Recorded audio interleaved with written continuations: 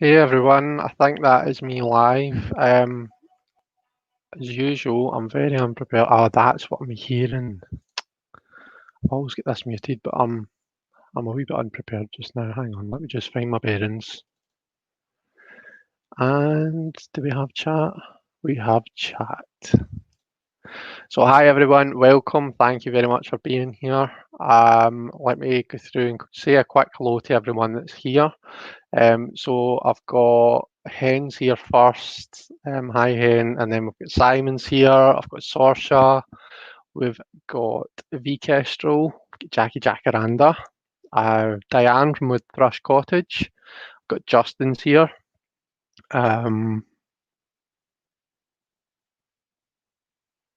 Debbie from Aquarius Owl. Hi Debbie, how are you?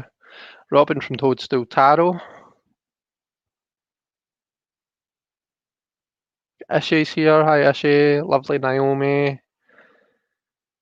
And Alex from Lazy Genius Tarot and Bazaar. Hi Alex, how you doing? Sue's here. Hi Sue, how are you? Neem's here. Deanne from Blue Crescent Tarot.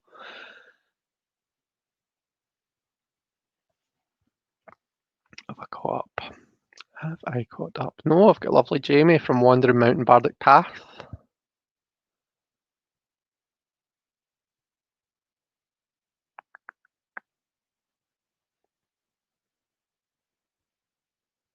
I saw Elle's name there and then my chat jumped. I think I saw, yeah, there we go. There's Elle.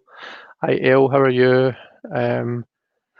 Deanne says that is you live. I've got Zane here from Tarot Token Witchery. Hi Zane. Is that everyone? Have I got everyone? Sabrina.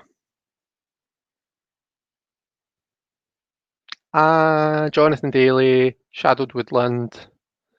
And I think that's us. So if I've missed anyone, then apologies. Hi and welcome, and I hope you're all doing okay. Right, let's get this show on the road. So anyone who doesn't, so you'll know from the title of the video what I'm, what the first thing up is. I'm going to introduce you to my snakes because I've had a couple of people asking me. So anyone who doesn't like snakes, I would advise you to minimize the screen, go make a cup of tea, go do something else just now. So the first one that I'll show you is the kind of smaller one. This is Maize. Come here. So this is Maize. This is my wee corn snake. She's about a year old, I think, a year-ish. So I don't want to like kind of stretch her out, obviously, and she's kind of hiding her face behind my arm here. Say hello. There you go. Say hi. These are getting me tongue flicks, so that means she's curious and she's she's seeing what's going on. So yeah, Maize is a normal type corn snake. By normal type, you can get all sorts of, when you're talking about snakes, you can get lots of different types of morphs. So if you were taking a Google a corn snake and look at Google images, you would find all sorts of different kind of colours and patterns and stuff. She's one of the kind of normal wild types. I think she's really pretty. I really like the wild type corn snakes. She'll probably grow to be about 5 feet long or thereabouts. Jamie says she's pretty and tiny. Yeah, Alex, corn snake called Maize. So I'm trying to. I'm not really. I've not got much ability to kind of navigate the comments, so I'm just kind of watching as they come up. Justin says, "I hope this is adult rated." Oh, very funny, Justin. I just got that when I read it out. Thank you for that.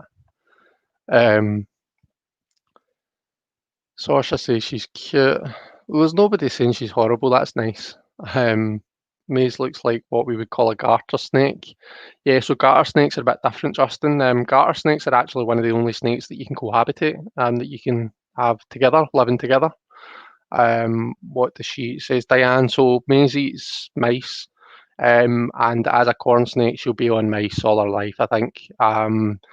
Bigger, more kind of full-bodied snakes, you need to change them over to rats, depending on what size they get. Just rats have got more substance in them, they're more filling. You quite happy just chilling there? But yeah, Maize eats mice. So right now she's on like kind of wee hopper mice. Oh no, that's a lie. Fuzzies, you call them. She doesn't look long enough to. Yeah, I know. Well, she doesn't eat an adult mouse, Robin. But she eats. Let's see if I can maybe make my hand a wee bit comfier here. That's not too much inconvenience for Your Majesty. So it's like a wee kind of a younger mouse she'll eat. And they can actually eat. So if you look at the kind of thickest part of her, so that's probably about there. That's where her stomach is. And they can actually eat something that's either the same width or a wee bit bigger, a wee bit thicker than their stomach. So quite often, depending on the type of snake, you can actually see that they've eaten, because you can see a wee lump. So yeah, she's definitely big enough. Let's see, what else have we got? Why are they called corn snakes? They don't eat corn, do they? No, they don't. To be honest, I think it might be to do with their belly. So I'll see if I can show you their belly scales. Kind of looks like corn. I think that's the reason. It might also be because they're found in cornfields, hunting mice, obviously. And Jamie, she has a sweet wee face. She does. That's why milk snakes are called milk snakes. It's not because they drink milk. Farmers used to find them in their barns, and they used to think that they were stealing the milk from their cows, but they were just in the barns to eat the mice that they found. So yeah, that's our wee Maize. So we've had her for a year now, actually. A year. We got her last January, I think. So yeah, she's just over a year old, aren't you? Aren't you? Yeah. She's wondering what's going on. Her jaw open up big enough to eat the mouse whole, right? Yeah, Diane, that's right. So there's a common misconception that snakes can dislocate their jaws. They don't. They just have like I'm going to try and point to my own jaw. So like here and at the other side, they've got like kind of elastic tendons, I think it is, and they just stretch. So the jaw doesn't dislocate; it just stretches. Have either of your snakes ever bit you? No, Robin, thankfully they haven't. In fact, I've never even heard one of my snakes hissing. Neither I have. So they're really well behaved. But I'm going to give her back to Sandy just now. And he'll go and get Loki for us, provided that Loki's in the mood to come out. But no, none of them have ever bitten Robin. They're really kind of easy OZ. So they are some types of snakes. Some snakes do have an attitude, but thankfully we've been quite lucky with them too so far. Touch wood. Right, let's see if I'm missing any chat. I had a brown snake once, says Justin. She was the most laid back snake I ever had. I used to pet sit snakes, says Sue. Not sure which breed now. They were a bit bigger than Maize. So it's maybe just adult corn snakes, Sue, potentially. Sorsha. I didn't know snakes had feet. 5 foot. Oh, I just got it. Do you know, interestingly enough, I'll tell you an interesting fact about Loki, my next snake that's coming out. So pythons, quite often you can see they're not feet obviously, but they're spurs. Yeah. So he's a fair bit bigger, I'll just kind of warn you. He's not massive, but he's bigger than Maize, as you can see right away with the size of his head. So this is Loki. Loki is a royal python, or they'll quite often be called a ball python, and you can kind of see it just now. They tend to ball up when they're scared, although he doesn't really ball up anymore. I've not seen him ball up in ages. You're all right. You're fine. Yeah. Hello. So yeah, I just realised I'll kind of hold him up and let you have a gander. Is there food live or dead? So dead, Robin. It's actually illegal in Scotland or in Britain, I think, to feed live mice to snakes. There's probably people that do it, but depending on whether there's people that will do what's best for their animal, So if their animal isn't eaten, and that's the only thing they can do to get them to eat, then they might do that, but it is illegal. You're not supposed to. So what I was saying, see if I can get you to, sorry pal, my hands will be cold. So snakes have got what's called a vent, which you can't really see. He's not really see. He's still quite young. I think Loki's about 2. So he's still growing. But at the end of the tail, they've got what's called a vent, and that's like kind of where they do the toilet and stuff like that. But pythons on either side of their vent, they've got like wee bony. It's like wee bony spike things, just 2 of them, and it's apparently it's you're right. You're okay. I'm sorry. Am I showing your private parts? Will I stop that? Um, it's it's developed from when they've evolved to not have legs anymore, but they used to supposedly. Um, Simon says, are they expensive to buy? So Loki cost us I think about £70, but I think you can get them a lot cheaper. Loki isn't a normal morph. Loki's his colours are normal, but his pattern's a bit different. So I think he's maybe like a Mojave or something. I'm not really 100% sure if he's morph, if I'm totally honest. But if you were going to buy a normal one of these, you'd probably be looking at what, £30–40. Maize only cost us about £30, I think. So they're not that expensive. But it's the upkeep of them. So you need to kind of provide them with heat. So Loki needs a hotspot in his Viv at all times. That is about 32 degrees Celsius or 90 degrees Fahrenheit. And Maize needs about 86 Fahrenheit, which I think is about 30 Celsius. How often do they feed? So Robin, Maize will feed once a week.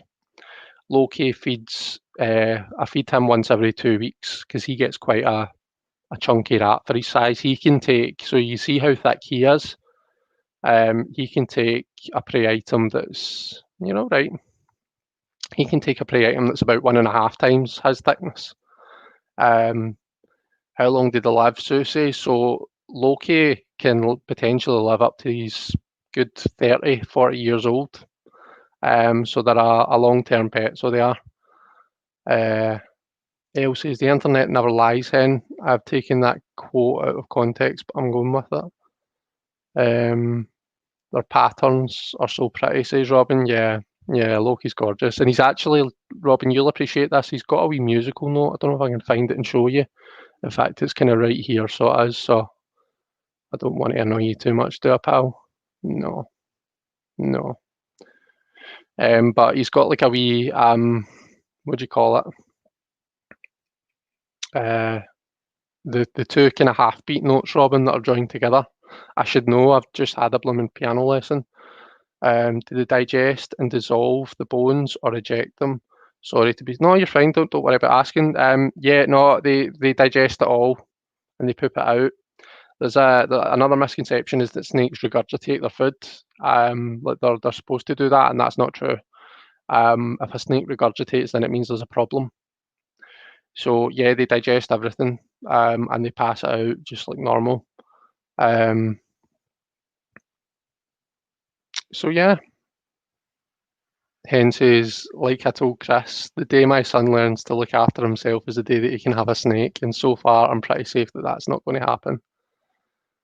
Oh, you tell Hen that Carol should get one of you. Look at those wee tongue flicks. How can you say no to that, Hen? How can you say no to that wee face? Right, you're getting a bit heavy for me, so I'm going to give you back. Thank you. Cool. He's got me also. Thank you. Yeah, so that's Loki and Maize. Right, Robin, were you and Sandy both into snakes when you met? No, Robin, we weren't. In fact, it was my idea to get a snake. I've always loved snakes, but I've always been really scared of them.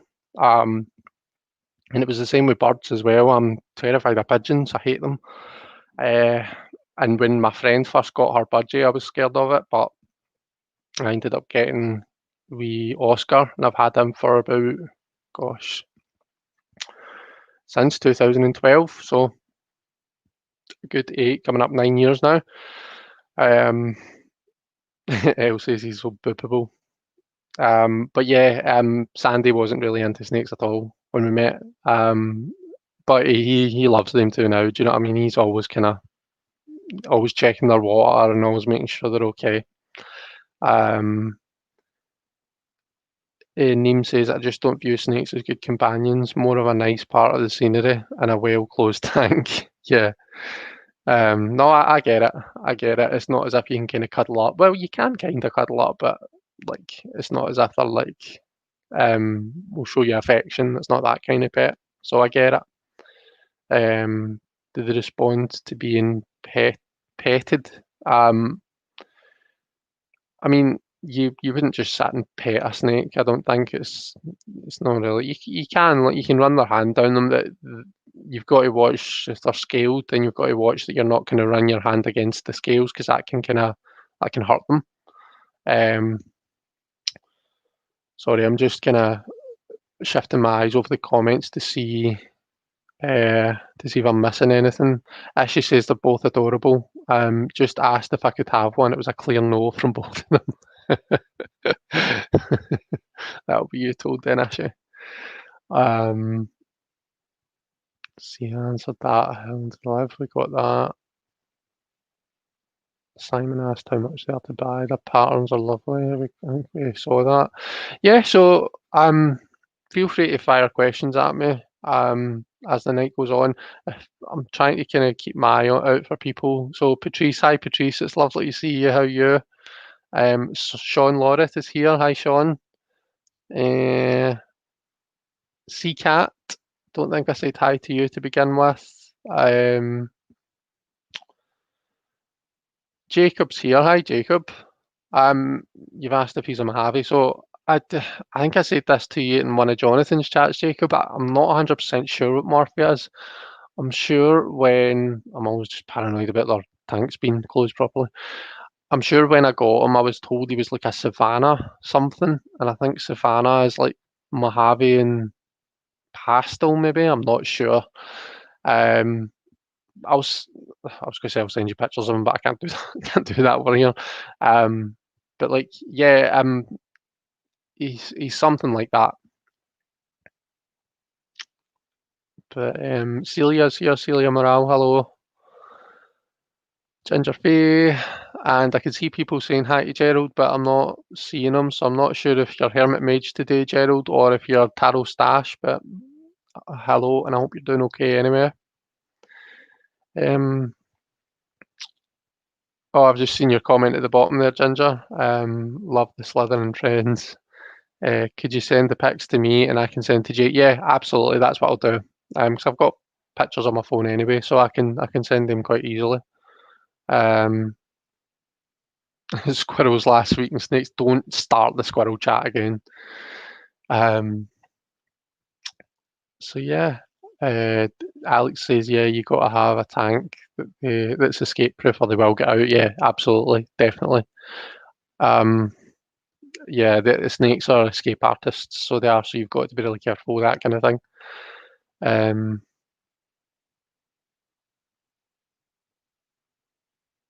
I used to have stingrays as well. It was very cool to watch them eat. Wow, I've never heard of anyone keeping stingrays, Diane. That's an unusual one. Robin, how much do they weigh? Are they hot or cold to touch and not slimy? They look very clean. Okay, so I couldn't tell you how much they weigh. I should know, but I don't, because I don't have something that I can properly weigh them with. Something that I keep meaning to do, but I don't. So I'm really not sure. Hot or cold, so it depends. So snakes are cold-blooded, and what that means is that their temperature is regulated by the room that they're in, and not like they can't generate their own body heat like we can, like mammals can. And that's why when I was saying earlier, they need to be provided with a hot spot. So I use like a kind of a heating element type thing to do that. That's why it's because their environment has to regulate their temperature. So it depends where they've been. So Loki, I could tell, had been in his hot hide, where he always is, because he was nice and cool, nice and hot to the touch. Not hot, but like kind of body heat type temperature, whereas Maize loves her cold hide. So she was cold to the touch. So yeah, there's a snake on Etsy that I just found, says Ishi. What kind of snake, Ishi? I didn't know that you could sell snakes on Etsy. Thanks for all the info, Chris, the snake charmer whisperer. Let's not go there. It could take us down a dark path. So Jen says, I'd have no issue with a snake, but there's no way I could deal with feeding them. I'd never eat another meal again. Yeah, fair enough. And one of the things that you need to kind of do, unless you get a separate freezer, that is you need to have like kind of food items in your freezer. As she says, snake taro. Oh, a snake taro, right? Okay, got you. Yeah, I was talking about that the other day, and somebody was saying there's a kind of majors only snake taro. I'd meant to look it out, but I hadn't done it. Do you have a license in the UK to own snakes? No, Hen, you don't. You would need a license, I think, to own venomous snakes, like proper venomous. Hognoses and like kind of like backfang venomous, you would be fine with because hognose snakes are what's called rear fang venomous. And I keep saying to Sandy that's what I want my next snake to be, but he's no for having it. So for one thing, their venom isn't very potent. It's kind of like akin to like a bee sting. Unless of course you take a bad reaction to it, in which case, it'd be a lot worse, kind of like a bee sting, yeah. But it was Naomi, yeah, Naomi it was, you told me, didn't you? But yeah, and the way they administer the venom, it's not like they inject it. They don't have like front fangs where they inject the venom into your bloodstream. They've basically got like kind of slightly elongated back teeth, and they've got to like kind of bite onto their prey item, like kind of work it to the back of their mouth, and then chew down on it. And essentially, they've got wee grooves at the back of these teeth, and they kind of chew. It's basically saliva, like the venom's in their saliva, so it's like slightly toxic saliva, and they kind of chew that into the prey item, and only then does the prey item get envenomated. So it's very rare, I think, for a hognose for a person to actually become like bitten and like an event envenomated. Is that I'm doubting myself now? Is that the word? But anyway, yeah, it's quite rare to happen.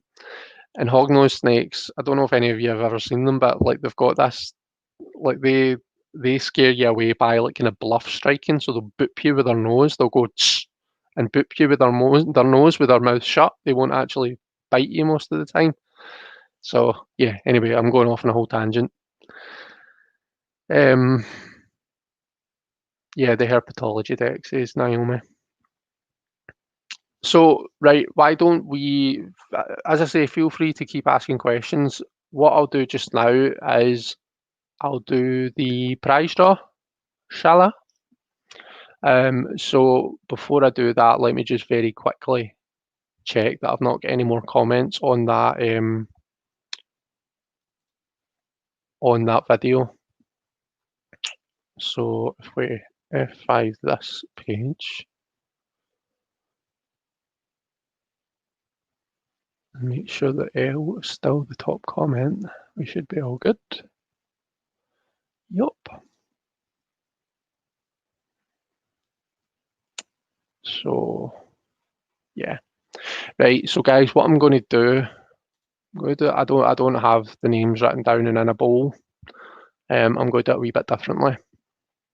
So what I'll do is I'll move this over to the comments just now so that I can still see your comments.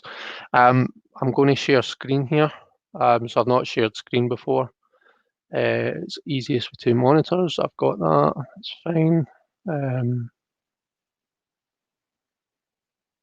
Works best in a good computer. So I'm going to share this screen. So yeah, you're kind of seeing that, but is there a way that I can make that bigger, more prominent? There we go. That's kind of what I want you to be seeing.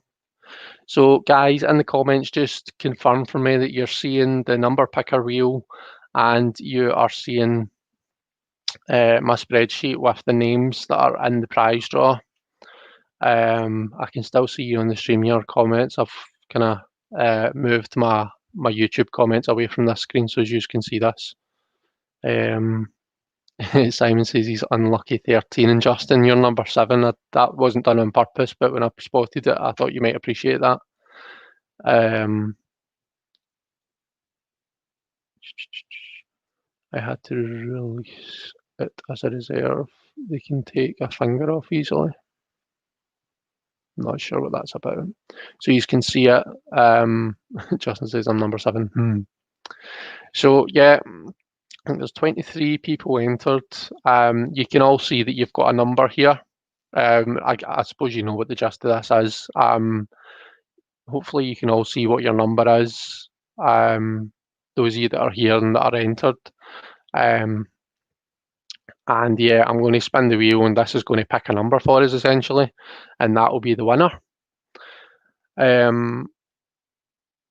So I tried to get a snapping turtle out of the road when I was 7 months pregnant. I didn't realise it was a snapping turtle. Yeah, snapping turtles can really grab your finger off. Yeah, Alex, you're number 22. Okay, shall we do this? So here we go. I'll hit this spin button, and as far as I'm aware, it's going to be very dramatic and it's going to pick a number for us. So let's go. We'll hit spin. I don't know if you can hear that. The winner. See, I don't know if you can hear that wee tune, but the winner's number 10. So who's that? That's Lucy's Reflections. So Lucy, if you are here and in the chat, then give us a shout. Yeah, I can see you. You're there. So congratulations to Lucy. If you can get in touch with me, either send me a wee message on Facebook or send me an email. My email address is elementalcartomancy@gmail.com. And yeah, we'll have a chat and we'll see what you want as a prize. But yeah, so that's that. It's all very exciting, isn't it? So how do I stop sharing? Stop sharing. Here we go. Stop sharing button.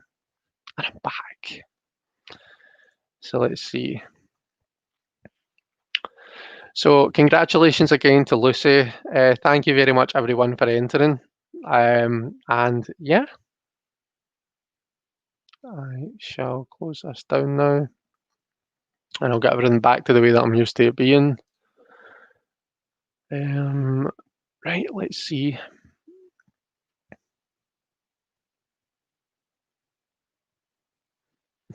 Cool. The prize is the Python, says Stinger. I think I'd get into trouble if I tried to ship Loki. Do you feel like Pat Sajak? Oh, I'm going to sound really daft now. I don't know who that is. Yeah, so I don't know if you saw the next thing that I was going to do, but I'd made a cryptic comment about how I was going to walk you through the deck that you've been cheated out of. So I don't know who was all in my my premiere that I did, where I showed my 7 forgotten tarot decks. Oh, Wheel of Fortune. Is this that right? Is this an American person? Because as far as I'm aware, there's no one called that. That's not someone that's done it over here.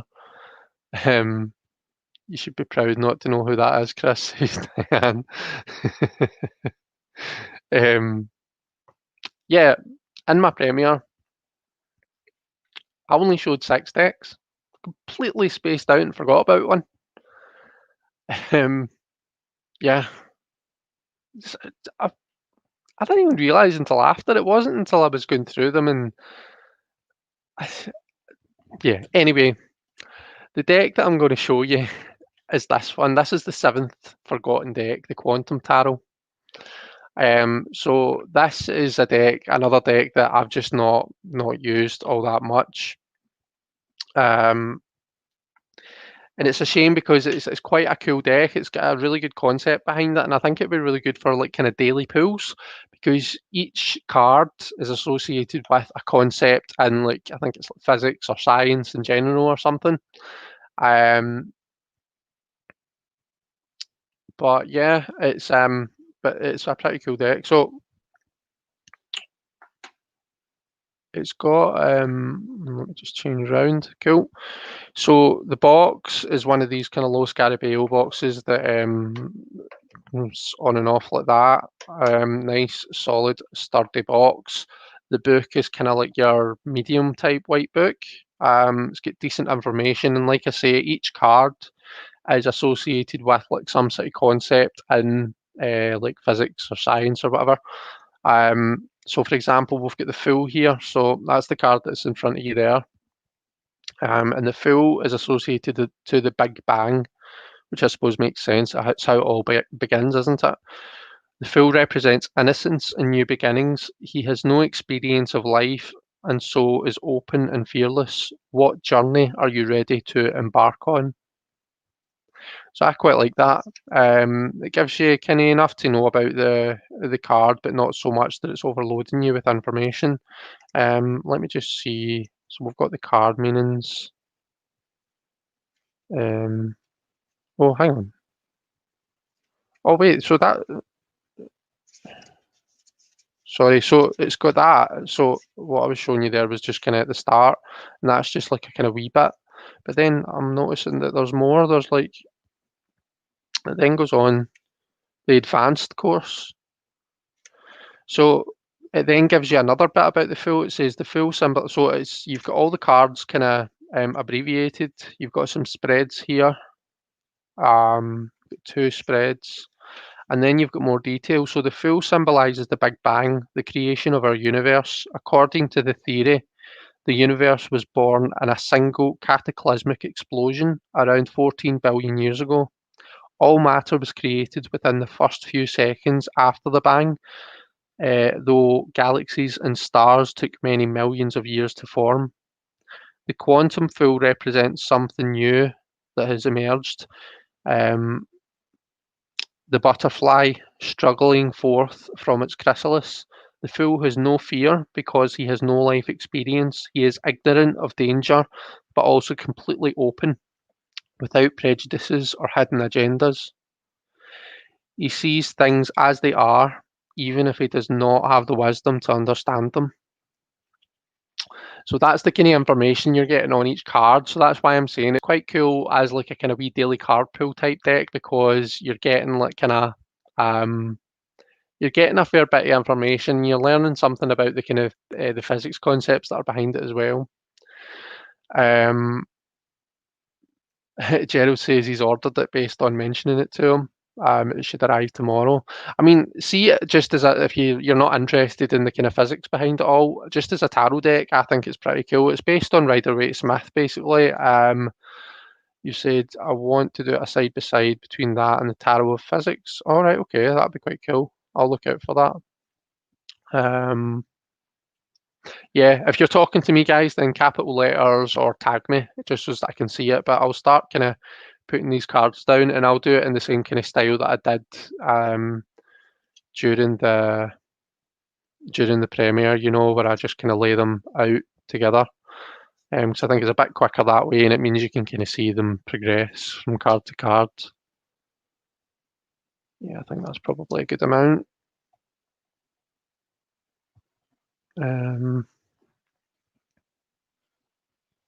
Let me see if I can take away. If I take the name away, then you'll be able to see the card properly. Yeah?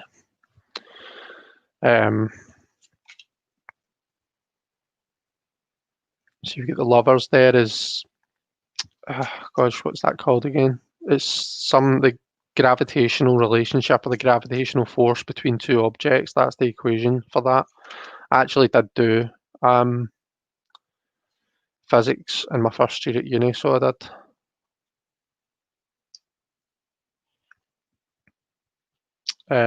SL, yeah, you did miss them, I'm afraid. I did them right at the start, so I did. So yeah, if you watch, but you don't, it's not too far into the start of the live. I pretty much bring them out right away. So if you're watching back, then you'll be able to see them at the start.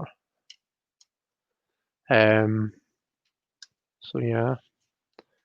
How do you tag, says Sasha? So Sasha, see if you do the at button. Are you on a phone or a kind of PC or laptop?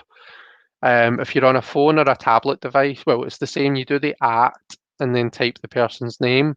But if you're on, like, right, sorry, so I'm skipping by cards here. So, if you're on a PC or a laptop, then if you type at and then start typing the name, it predicts it and it'll bring you up a list of the people with that name. But if you're on your phone, then it doesn't do the predicted thing.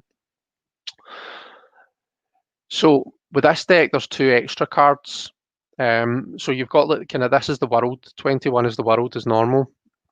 We've then got the universe is extra card number 1, and it's like an infinity that's that we've got for the universe here. So let me just kind of tell you what that means here. So the universe was created about 15 billion years ago in a huge explosion known as the Big Bang. The 4 fundamental forces in all particles and matter were created in the first few moments after the bang, but it took millions of years, for galaxies and stars to form. The universe is still expanding, pushed on by the distant aftershock of its moment of creation. The universe card is like the world card, only it asks us to expand our awareness still further. It requires a paradigm shift in our thinking, a realization that the reality that we perceive is but a tiny component of all that is. So that's the kind of long version. And let me just tell you what it says in the kind of abbreviated version. So the universe is a higher vibration of the world. Your mind is ready to embrace the infinite. Can you exist in a world without limits? So it's quite a cool idea. Does it maybe double up with the world a wee bit? Depending on how you wanted to read it, I guess. But I think it's quite good. And then the other extra card is the Phoenix, and that's this one here.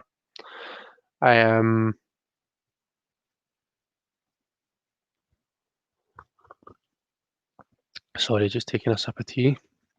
So the Phoenix is a fabled bird that has its origins in an ancient Phoenician mythology. At the end of its life, it bursts into flames and burns to ash, and a new phoenix is reborn from the remains. It has come to symbolize the cycle of change, death, and rebirth. In the Quantum Tarot, the Phoenix card symbolizes the full reborn at the beginning of a new cycle. We recommence the journey through the major arcana with all the innocence and openness of the fool. But this time round, we carry the memory of everything we have already learned. And on the other page, it says the Phoenix is the evolved fool rising from the ashes to begin its journey anew. This time, the whole universe is his playground. What has been reborn anew? So, pretty decent information that you get in this wee book. So on to the suits then. So we've got the wands first of all. So that's our Ace of Wands. We've got the Two of Wands. 3, 4. So you can see how it's kind of a Rider-Waite-Smith based, but maybe a bit minimalistic. 5. Oh, sorry, the 6, 7, 8, 9, and 10. So I quite like looking at the kind of progression from Ace to 10 there. And then we've got the page. So it's like wee chess pieces that are the symbols here. So this is like a pawn for the page, a knight for the knight. We've got the queen, and we've got the king. Gerald says those are stunning cards. I'm looking forward to seeing it in person. And what I didn't say, Gerald, is that it's quite a nice finish. The backs could be nicer. but the front of the cards, they're kind of like, oh, what's the word? Someone who's got this deck, tell me what the word is. It's like kind of, I don't know if you can kind of see it the way I hold it against the light, but like, see the sword, you can kind of see a bit of a shine off it. You can see it there. Look, see the way the sword reflects the light. So that's like kind of got a different feel. So there's certain bits of the cards that have got like different a different finish on them that are more shiny. Simon says, not really feeling this deck. It gives me a headache. Anyone else know what I mean? Neem says, I feel underqualified to use this deck. So I think that's the good thing about it, though. It's even if you're not interested in the physics or any of the concepts behind it, it's still usable as a Rider-Waite-Smith deck, I think.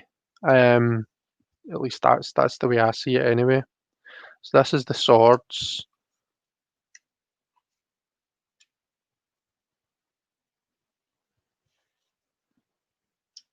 Page, knight, queen, king. And then we're on to the cups.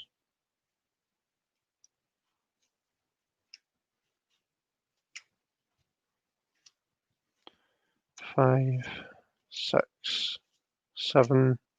So after I've showed these guys, I'm probably just going to do some reading. So if you want to kind of get your questions ready, type in your questions in capitals or tag me in them. And yeah, we can have a go at using the quantum tarot. But if we feel that that's not really working, or if people aren't really feeling the quantum tarot, then we can change over to like the Morgan Greer or something. That was the deck that I used to pull my card of the day.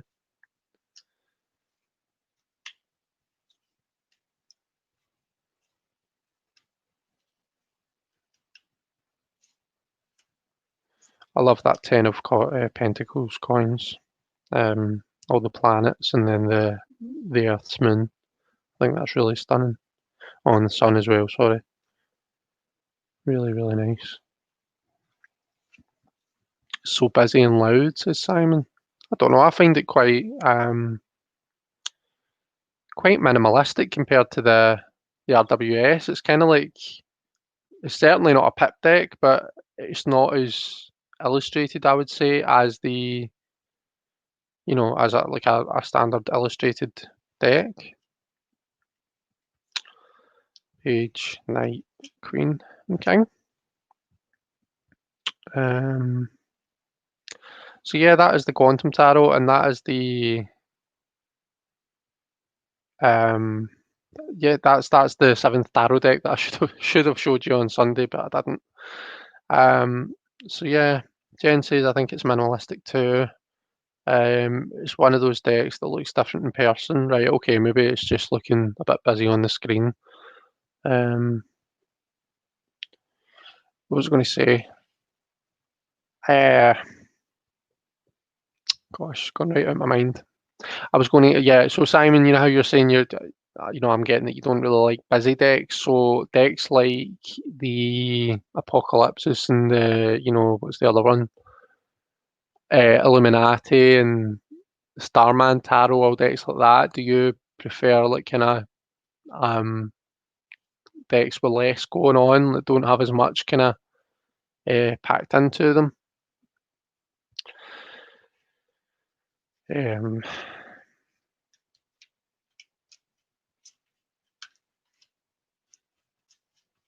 Are we teaching Saoirse how to tag? I can find the app, but it doesn't do the apostrophe.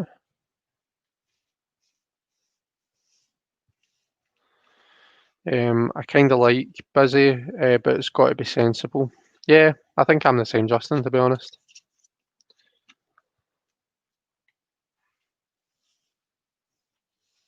So, has anyone got any questions they want to ask then? Does anyone want a wee reading? I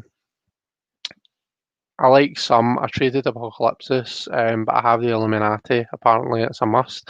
I don't have the Illuminati. Neither do I. I've never had that. It's probably one. It's another one to add to the list that I will get at some point, just so that I've got it.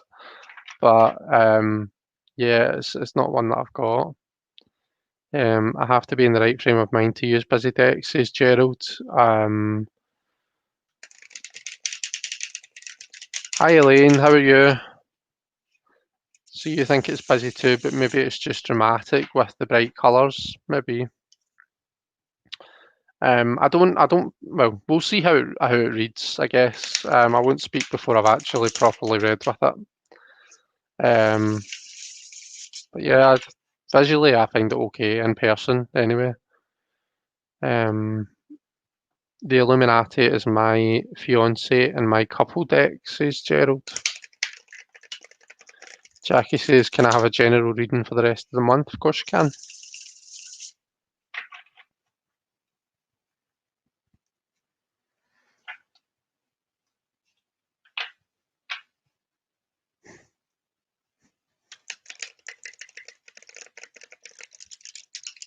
I'm just making sure they're all properly shuffled. You know what I'm like.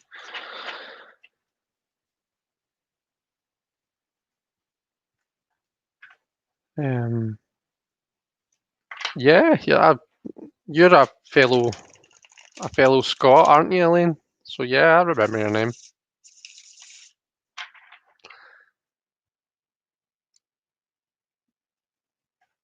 Yeah, so Jen's saying it's working perfectly. So Saoirse, you're sorted. You're maybe just needing to type them out.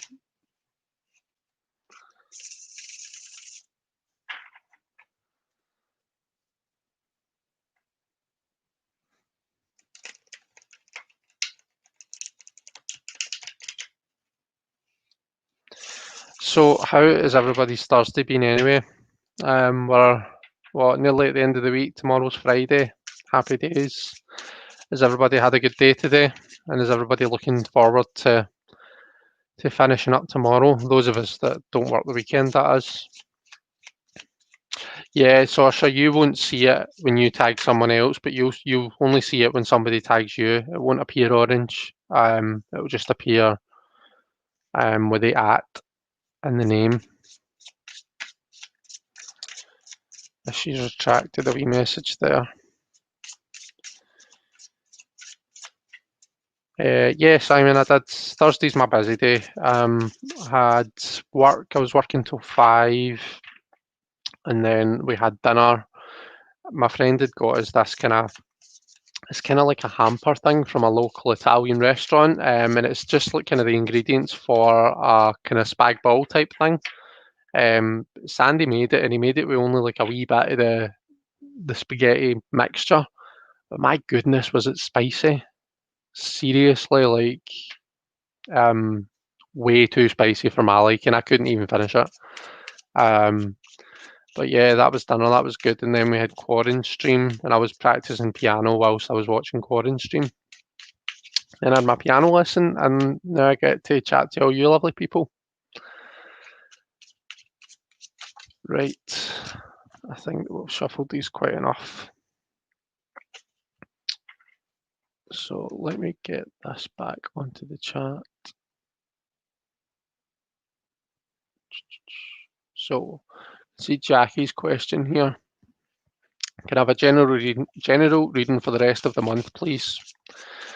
So we'll see how this reads, Jackie, but if it's an absolute train wreck, then we can change over to a better deck.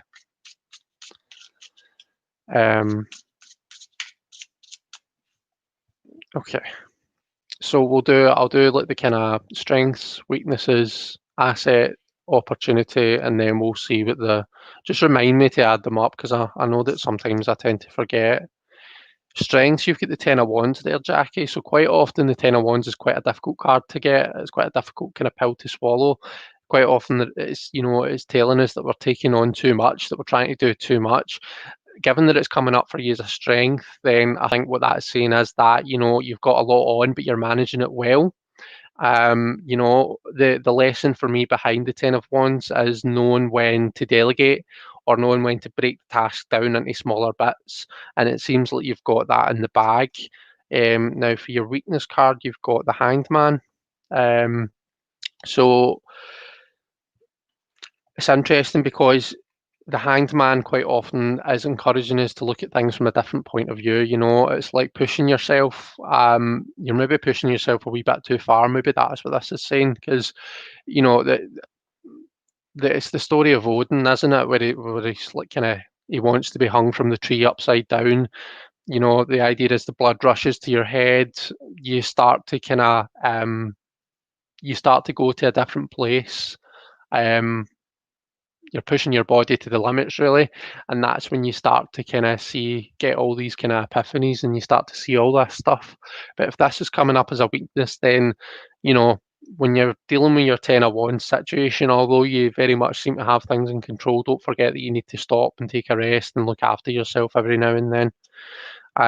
For your asset, you've got the Queen of Wands.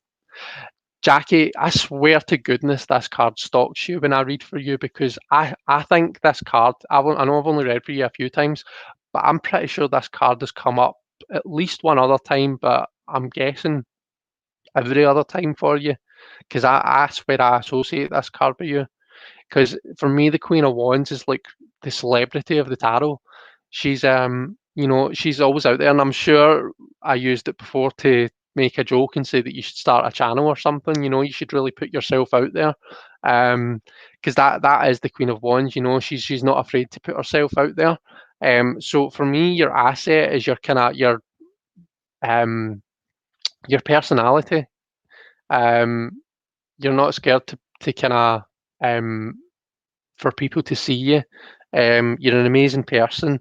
You've got elements of water with your queen and fire with your wands. Do you know what I mean? So it's like you can really take the heat. You can take the heat a lot better than what most other people can. And it suggests like a kind of really kind of well balanced. So that is your asset. It's your amazing personality and the kind of amazing person that you are. Um, and then for your opportunity, Jackie. We've got the Ace of Pentacles. So that's interesting because aces are about opportunities just in themselves, aren't they? They're about that potential, that seed that we then need to nurture and grow. So there is a real potential. Now, this could be saying you are maybe going to get a wee bit of money coming in that you didn't have before. Alternatively, we could be looking at health. Okay, so this is where I would normally kind of, if we were kind of having a conversation back and forth, I could ask you and say, right, well, what do you think that pertains to?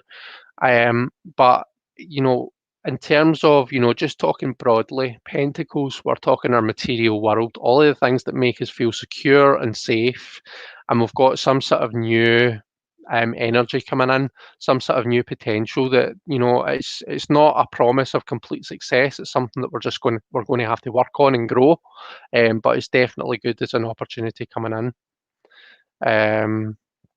Jackie's Wonder Woman says Gingerface. Yeah, it is indeed. You're doing extra days at work, extra money. Well, that kind of makes a lot of sense, like based on a lot of these cards, doesn't it? So that's maybe what the Ten of Swords alludes to, is kind of taking on the extra work. It's coming up as a strength, so you've kind of got it. But just remember with the Hanged Man, you need to kind of remember and take care of yourself and don't push yourself too far, There's only so much that the body can take. Yeah, let's add them up and see what we get as the kind of overall personality. So we've got 10 and 12 is 22. The Queen, I'll say, is 13. So 20, 35, and then 1 is 36. So 3 and 6 is 9. So we're looking at the Hermit. So interesting. So you're going to learn a lot about yourself during this time. So taking on more hours at work. And we normally associate the Hermit with being physically by themselves, but when we get into that second row of 7 in the majors, we're starting to kind of look at more kind of internal. It's not really about like kind of our physical setting. It's kind of more going internally. So with the Hermit, although you might be, I know that in your job you might be kind of surrounded by people, Jackie, but on an internal level, you're going to learn a lot about yourself doing this. And it's not so much about what you can learn from outside, you know. As far as, you've been, correct me if I'm wrong, but I think you've been doing your job for a good, for a long time now, for a good while. So you've not got more to learn that way, but from inside, um, like, who was it that was it? Sorsha, you left a comment in one of my videos. You said that I saw it just this morning. You were saying in tuition. So if you think about the word tuition, it's about learning and teaching and that kind of thing, and then in, like inner. So it's learning from the inside out. Learning, going inside and learning new things, and rather than going outside. Um, so yeah, that's the kind of stuff that I see coming up for the rest of the month for you, Jackie. So I hope that was okay. I hope that resonated. I can see that Sue has also asked a question, but let me just check in between because I'm not sure if there were any in the middle. Just seen Jen's Balanced Tarot pop in. Hi Jen, how are you? Are you popping in whilst you're working? Let me know, guys, if anyone's asked a question and I've missed it, shout at me and let me know. I'm going to have a quick scroll just now, but no, there's Jackie's question, and I don't see any capitals or any tags that are asking me something.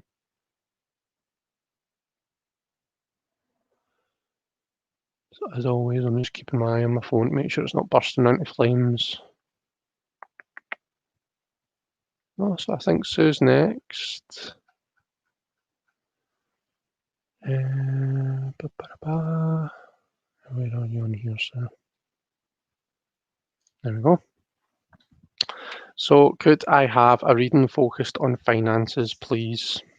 Certainly can.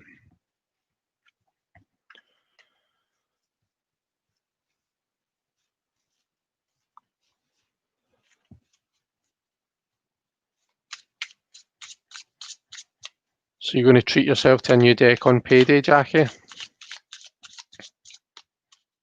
And Simon's just asked what deck. I'm sure we all want to know.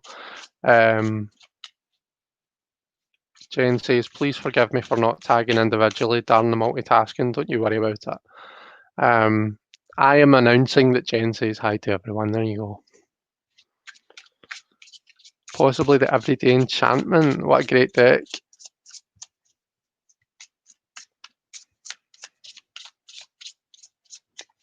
Let's take another wee drink of tea before we...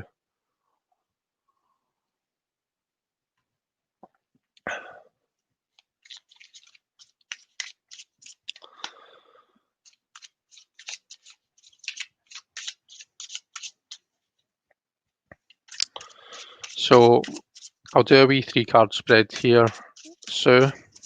I'm going to do a situation, an advice, and an outcome.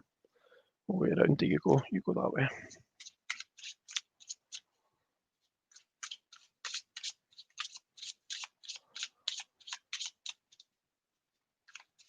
Ginger says no, but I was thinking on pulling cards for the lotto numbers. That'd be cool just to try it, like not just for shits and giggles, just to see what would happen. Just do it with a pendulum or something.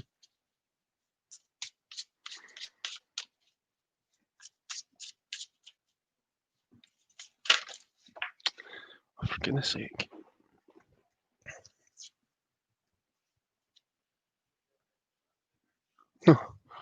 Just flinging cards everywhere. Justin uses a playing card deck for the lotto. Right, I think I've shuffled it to death now, haven't I? So let's see, we want to do a reading focused on finances for Sue. So situation, we've got the Page of Pentacles. Interesting.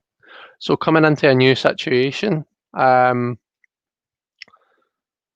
learning something new perhaps, or coming at like starting in a new a new job, a new energy, a new situation. There's lots of learning to be done. There's lots of work to be done, is what I would say there. But it's certainly, the fact that we're getting a Pentacles card to kick off a finances reading, it's not the worst place to be.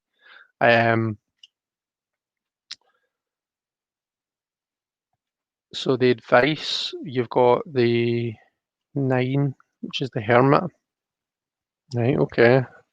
So withdraw a bit, as in withdraw yourself from using your finances, maybe.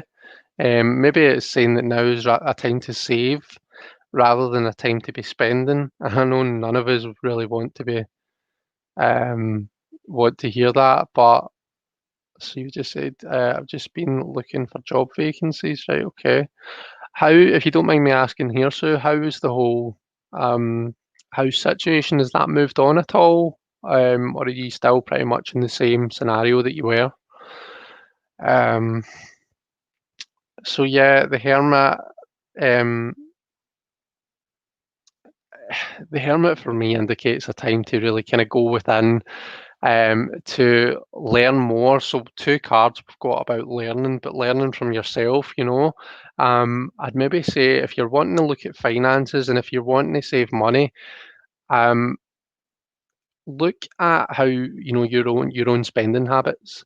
So if you have internet banking, go on and spend like an hour, a couple of hours on it, and kind of sort all of your finances until it kind of, right, well, this is necessary, this is my weekly food shop. These are, things that I'm just kind of splurging out. They're things that I could cut out if I needed to. And these are like my utility bills. These are kind of, sort all of your kind of spending out. Have a look at it, and it's just like it's kind of studying yourself in a way, isn't it? It's looking at your own spending habits, because I tell you, each and every time I've ever done this, I've always kind of thought, "Geez, oh, I spend so much money on shite." Usually Starbucks is the one that gets me.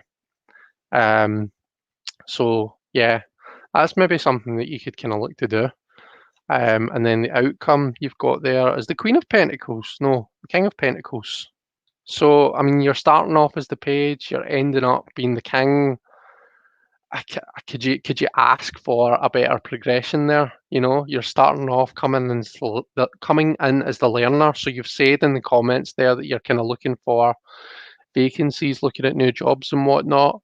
And then for the direction that it's going in, you are, you're ending up as your King of Pentacles. Now the Kings, they've got their eye on the ball, they've got their eye on the bigger picture, they see kind of everything, how everything's happened, and they're very good at kind of maintaining the stability of, the household, or, they're holding the purse strings, yeah, so finances. So yeah, very much in control of everything is where you're heading. Um, if we're looking at this from a kind of job perspective, then maybe the Hermit isn't so much about, I mean, it's up to you how you want to take this. If you want this to be about, you looking for new jobs, then maybe the Hermit is telling you need to look at yourself. And, if you're looking at a particular job description, you need to not just look at the job description and say, yeah, I like the sound of that, but really look at your own transferable skills and say, right, well, what can I bring to this, and plan out like kind of, if you're going to go for like interviews and stuff, plan it out, plan out your responses, but kind of concentrate on yourself. And I know I keep saying that, so there must be a reason for it. Concentrate on yourself, concentrate on your own skills, and concentrate on the things that you can bring that no one else can. I think that's going to be the kind of key for your progression from the page to the king. And then we've got 11, 14, so that's 25, and then plus the 9 is 34. So 4, 5, 6, 7, so 7, the chariot. So that's all about, well, 7, it's just the chariot is, all in all, it's a victory card, isn't it? It's much more than that, because it's about the kind of journey to get into that victory. It's about, using your willpower and your skill to kind of control all of the different kind of aspects that you've got going, um, and kind of get those horses pointing in the same direction and driving your chariot forward. So yeah, that's all looking quite good. What are you thinking, Sue? So that would be a nice outcome. It's a nice movement card too. Yeah, definitely. So yeah, let me know how that is. Well, got the Magician at the very start of the deck here. That's nice when that happens. Okay. I can see that Debbie's asked a question.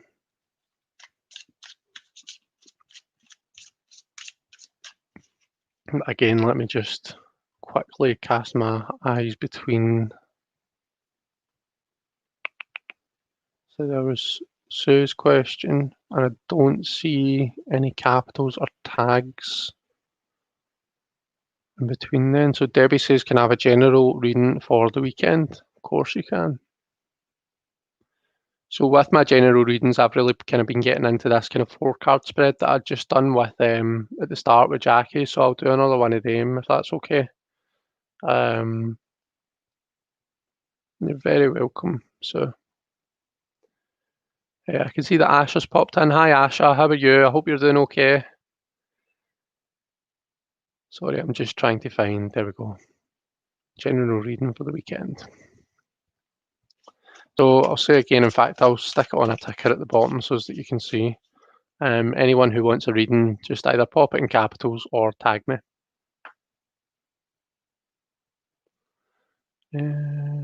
Back to comments, right.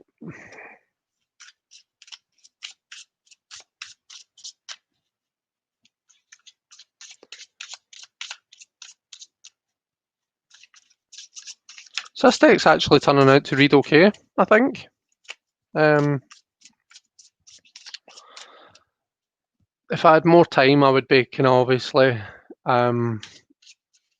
looking at what it says in the book about all the kind of physics concepts. I think that'd be quite cool to do, but I think when we're doing 3 and 4 card reading, that can get a bit time consuming, and it can kind of disrupt the flow of the reading. So I've not been doing that. But I think it'd be good for like kind of single cards pulls. That'd be quite interesting. Right, Debbie. So let's have a wee look at your weekend then. So, strengths, we've got the Page of Cups. So the Page of Cups is all about seeing the magic in life, just approaching life with a wee bit of, not taking things too seriously, a wee bit of a sense of humour, really open to kind of new emotional connections there, all right? So that's something to bear in mind when you're kind of dealing with the people around about you. Just don't take things too seriously. Be, I was going to say be a happy person, but that sounds quite, what am I trying to say? Just approach things with, not taking them too seriously, really, I think. And I'm aware that I'm repeating myself now. So let's look at what else we've got. For weaknesses, we've got the Page of Wands. So interesting. Right, let's look at this. So strengths, we've got the Page of Water. And for weaknesses, we've got the Page of Fire. So as far as your emotions are concerned, you're on point. But passions and purpose. So I think it might be a wee bit of a daydreamy weekend for you, to be honest, Debbie. I don't know, are you working this weekend? Have you got much on? Because I see it being quite a kind of a more emotional weekend than purpose driven, Page of, it's interesting because one of the things that I like to think about when I'm kind of thinking about what the court cards mean is if these two were to kind of meet, if you imagine these as kids, if they meet in the playground, how do they interact? What are they going to be like? And for me, the Page of Cups is like kind of, quite an emotional person. When he makes friends with someone, they're like they're the best friends ever. They'll walk about, they'll hold hands. They'll probably only kind of have one best friend that they're really close to, and they're not really kind of, they're not really interested in having loads and loads and being popular and that kind of thing. The Page of Wands, filled with purpose and passion and adventure, this sense of adventure. So you'll see them kind of running about. They'll probably be quite, have quite a lot of friends, quite fiery. If I think about how these two would be together, I can't really see the Page of Wands having patience for the Page of Cups' daydreaming personality, The Page of Cups would probably be quite annoying to the Page of Wands, unless they happen to form that connection between them. So unless these two were the best friends.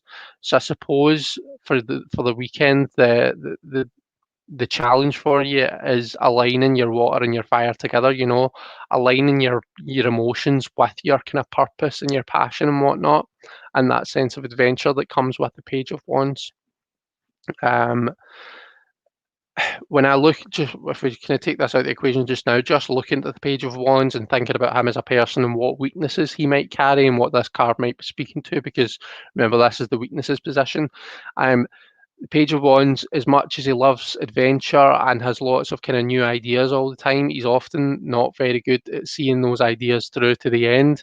He needs kind of good influence around about him. I'm saying he, but I shouldn't really kind of use gender. Like, the Page of Wands needs influence from, so they need the action from the knight, and they need that kind of that coaching and that management from the Queen and the King, to really kind of see their ideas through to fruition. Otherwise, what they end up doing is they have all of these kind of ideas and they don't really go anywhere with it. They don't really take it anywhere. It's just all this kind of endless line of unfinished projects. So maybe as you're approaching your weekend, when you're at the weekend, just kind of be conscious of the things that you're starting. If you're starting something, ask yourself, do I intend to finish this? Have I actually got a vision for where this is going? Or am I just kind of letting my passion get away with me and just kind of getting all excited and not really having not really having a plan in place? So that's maybe something to think about for you. An asset, we've got the Ten of Wands coming up again. So there you go. I I don't know. So this is where I really should be kind of paying attention to the comments. So Gerald did say that was a good progression for finances. Can see that Hens asked.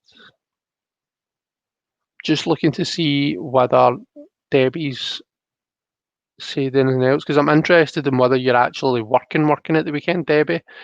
Because the Ten of Wands suggests to me that you've got, you've got a lot on and you've got a lot kind of coming for you at once. But given that it's an asset, what I want to say is there's a lot of things coming at you. At first, it may well seem like a burden. At first, your first kind of instinct might be to kind of try and deflect and be like, no, I don't have time for this. I can't be bothered with this, because in your kind of the strengths and weaknesses in the cards that kind of look at the aspects of you, they're both pages. There's quite a kind of youthful, uh, and in a non-rude way, like immaturity, a good kind of immaturity, because we all need to be a bit immature at times, but there might be this kind of tendency to shy away from the responsibility that we often associate with a Ten of Wands, right? So your first instinct might be to try and deflect it, but it's coming up as an asset for you. So if you can kind of channel that energy in a kind of positive way, then you'll be able to use it to your advantage. Um, and then opportunity. So the Two of Pentacles. So I'm trying to get my house back in order after our late Christmas, and I wanted to start planning my own space, but a lot has to be moved around. Right, okay. So you've got a lot of kind of house management to do. I don't know about the rest of you, but when I've got housework that seriously needs done, I suddenly remember all of these completely non-important tasks that I just have to do. Um, I am the worst procrastinator. So look out for that, Debbie. That's maybe where we're going with that. Um, I suppose putting that into context, then yeah, there's a lot to do, but once you've got it done, and if you approach it in the right way, see what I was saying earlier about it's about how you approach the work that you've got. If you kind of break it down into manageable, you know, tasks, then you'll be able to get it kind of done no bother. If you're just looking at it as one big lot of work that's got to get done, so if you think about everything that you want to get done in the house, right? Um, don't look at it as, just this endless list of things that you've got to do. Plan it out. So Saturday morning, I'm going to do that and that and that. And then I'm going to rest for half an hour. I'm going to watch some YouTube, or I'm going to watch this program. Saturday afternoon, these are the things I want to get done. I know at 4 o'clock that Simon's doing a cup of catch up and cards with Kelly Bear, so I'm blocking out an hour and a half for that. Maybe I'll have some dinner then as well. I suppose actually, are we in the same time zones? So I'm talking about my own time zone, Debbie, but you can translate. You can extrapolate. Yeah, so just plan it out, make it more manageable, make it a bit fun. Do you know what I mean? If you're like me and you're an organisation freak, you love to organise. See, this is quite often one of my procrastination points is I spend more time organising my work than I do actually doing it. Does anybody else do that? Opportunity is your two of pentacles. So the two of pentacles, it's more of this kind of having a lot to do. It's like kind of keeping the plate spinning, trying to do everything and keep it all going at once. What this suggests is that you're maybe going to have to drop something. You're maybe going to have to say, right, realistically, I can't get all this done. So make a conscious decision about what you're not going to get done. Say, well, actually, when I think about it, moving the piano from that wall to that wall, that doesn't need to happen this weekend. So I'm just going to leave that. That can wait. That can happen another day. And concentrate on the tasks that are actually kind of prioritize them by urgency, and concentrate on the ones that you do need to get done. Because what you do, you run the risk if you don't kind of approach it in that way. You end up, it's like in the spinning plates analogy, it's like one of the plates will fall and then quite often you lose your balance and more will fall. Whereas if you do it in a controlled manner, if you're controlling what plate it is that falls, then um, then you're generally okay, and it lets you spend your time managing the stuff that you need to manage. And it's the same idea, if you control what it is that you're going to get done this weekend, then you're in control of getting the most urgent stuff done, and you won't find yourself coming to Sunday night at 10 o'clock, 10 p.m., and you've not done something that you really need done for 7 a.m. on Monday morning. That way? We've all done that. So yeah, that's what I see there for the weekend for you. So we've got 2 11s is 22. We've got 10 brings it to 32, 34. Chariot again as the kind of personality of the reading. So again, it's more of this idea of just maintaining control, and the Chariot really speaks to kind of using your willpower and that sense that you've gained along your kind of journey through the first 6 majors. So common sense and that kind of conscious prioritization and planning and stuff. That's what's going to get your kind of horses pointing in the same direction and really driving you forward and getting that stuff done. All right. Okay. So I hope that was okay. You can let me know if that makes sense. And yeah, I hope you have an amazing weekend. It sounds like you've got a lot to get done, but yeah, I'm sure if you kind of plan it out so that you're giving yourself rests and stuff, then you'll be able to still enjoy your weekend.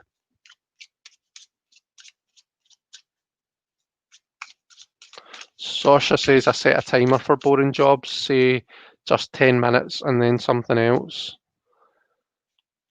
I can see that Jonathan says, yes, Hen, blast that music. So, Hen, have you said somewhere that you normally just kind of blast your music and get all your housework done or something like that? YouTube and video game breaks, says Debbie. I'm glad it makes sense. That's good. Get everything down on a whiteboard and prioritize a few jobs. Right, let me see who's next on the list. So we had Sue, and then we had Hen asking for a general reading.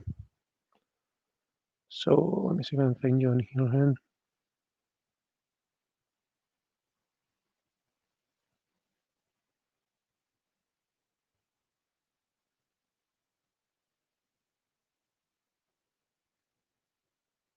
Sorry for for the space, guys, between me scrolling and trying to find comments on here to highlight them. It's a big long name, it shouldn't be that difficult for me, to be fair. Right, there's Jonathan's question, so hens was just above that. There we go.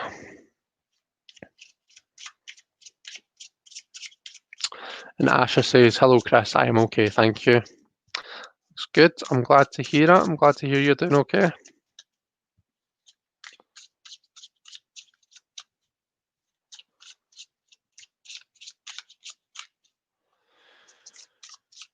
Okay.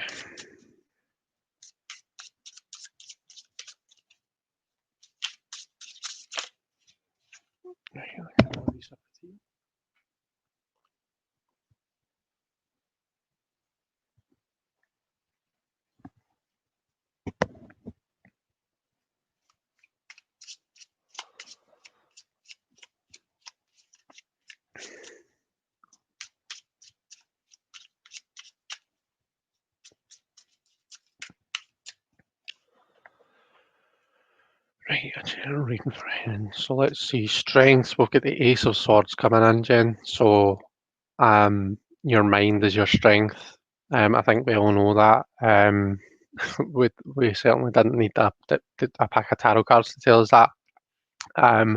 But as well with the Ace of Swords, the ace of it, you know, the idea of the kind of new beginning of it,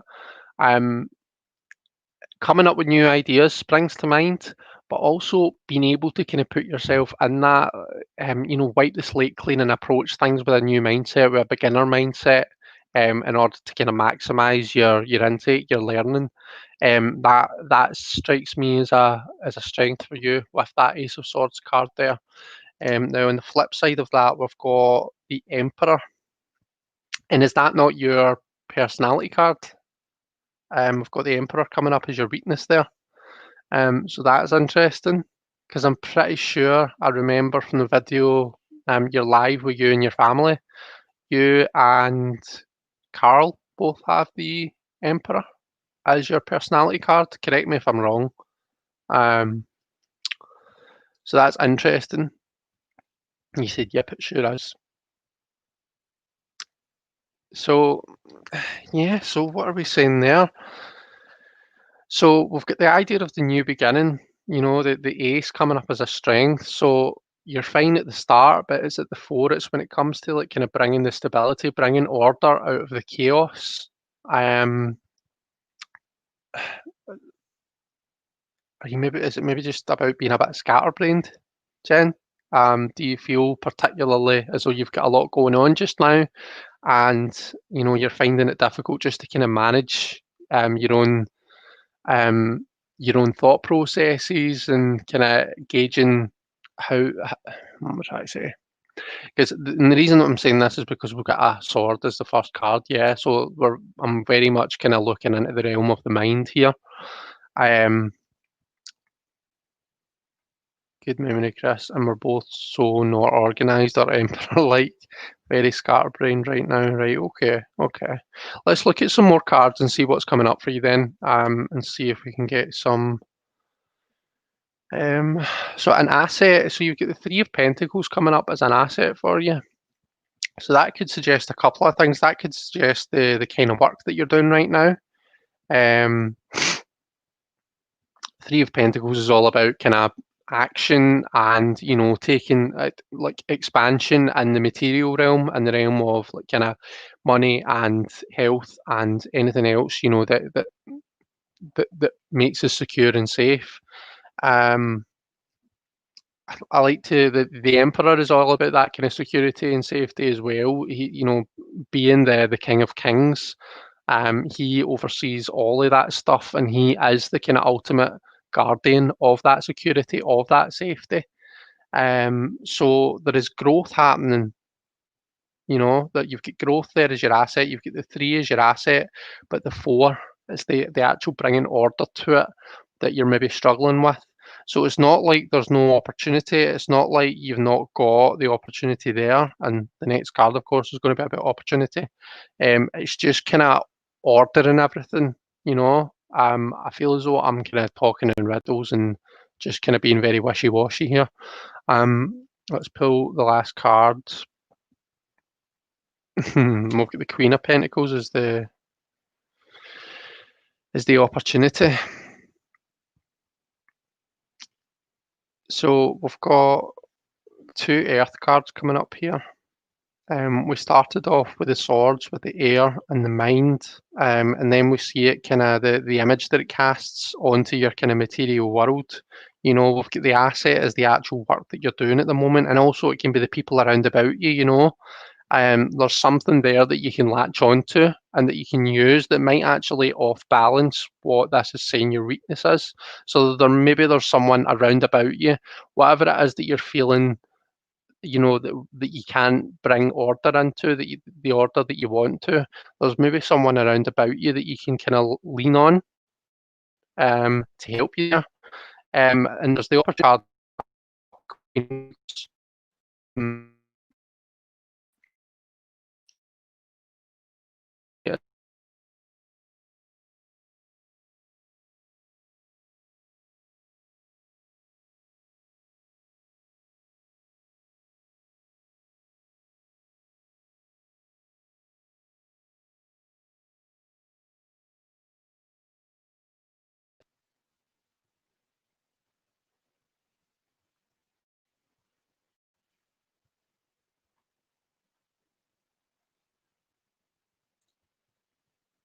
I'm not sure. Let me know if you can hear me, guys, or if you can see me, or you know.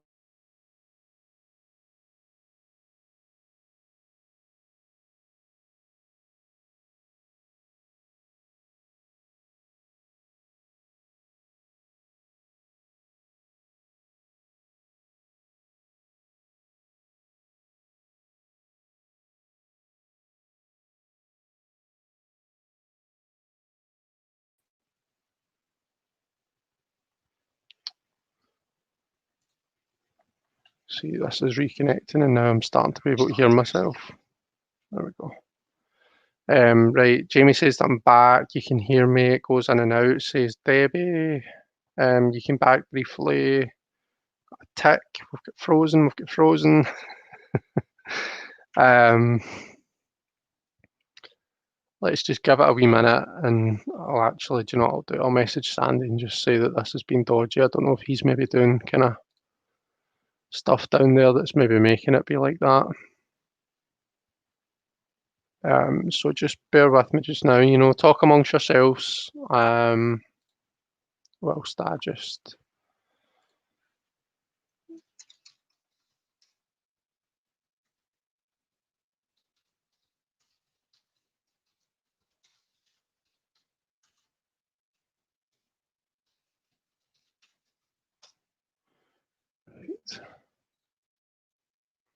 Okay.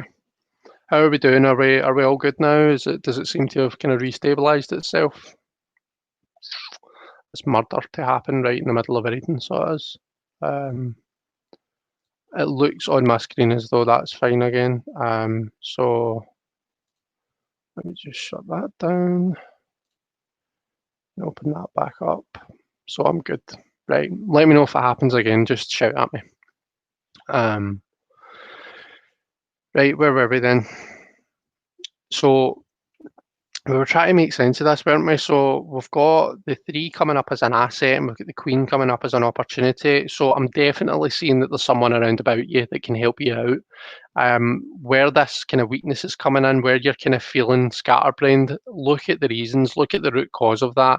You're maybe taking on too much, and it's kind of like what I was saying earlier on. There's maybe an opportunity there for someone to kind of step in and help, or you know, for someone to delegate onto someone. Um, and I'm looking at some sort of, you know, someone who you would view as a kind of safety net, a parent kind of type, you know, someone who the Queen of Pentacles is someone who will do anything for you. Um, you know, they are very loving and kind of will do whatever it takes to look after the safety of their family. Family in inverted commas, but it could be like a family member. So yeah, I'm not sure if there's any wisdom in that, if that's helpful for you at all. I can see you said all good now. What were we saying before that? Feels like my lifelong lesson is to get my shit sorted. Very scatterbrained. Do you know, sometimes all it takes is for someone else to say, to reassure you and say, do you know what? Like, there's nothing wrong with, you're making things overcomplicated in your head. Look at how things are right now. What is the worst that can happen? What is going to go wrong? And it just takes for someone to kind of engage that logical side of us where we look at it and we think, do you know what? It's actually pretty all right. Do you know what I mean? It's not as bad as what I think. Alternatively, it could be that I can see you've said your hobby is your rock. It could be that they need to step in and kind of take some of the work off your hands. Some of the stuff that is leading to this kind of scatterbrained feeling. So for the reading, we've got 1, 5, 8 plus 13, 8, 9, 10, 11, 21. The world. 13, 14, 15, 16, 17, 18, 19, 20, 21. Yeah, 21, the world. So that's the personality of your reading. So yeah, like the world has got it all together. The world has kind of achieved spiritual enlightenment. So that suggests to me, when we look at these kind of low numbered cards, we've got a 1, we've got a 4, we've got a 3, the only actual high card here that we have really is the Queen, and that we think is representing someone else. It suggests that you're maybe feeling as though you don't really have things together and that you need to kind of gain that security from elsewhere. But when you look at overall what you've got going, you're the world, everything's good. It's just about a bit more confidence and a bit more belief in yourself, and maybe just having a bit more of a realistic view on your own situation. And don't get me wrong, it's good to, you know, you don't want to kind of have think things are better than what they are, but at the same time, you don't want to kind of be too negative about your outlook. A wee bit of negativity, a wee bit of pessimism never hurt anyone. It strives us and it pushes us to improve and be better, but you don't want to kind of drive yourself into the ground, kind of thing. So yeah, I shall leave that there because I am liable to ramble if I keep going. But I hope that was okay, Hen.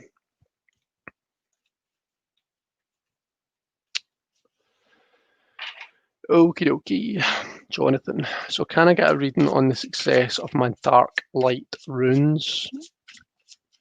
A system of two-sided runes meant to be cast on top of a tarot spread after the cards are drawn. That sounds pretty cool, Jonathan.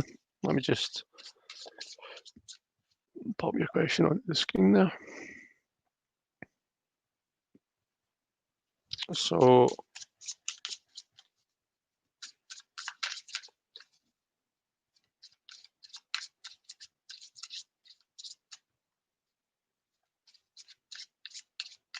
see, you're saying definitely another rock for me, Jamie, but I don't know if it's just me. I can't see Jamie on my list. Oh, actually not Jamie, right, okay. There we go.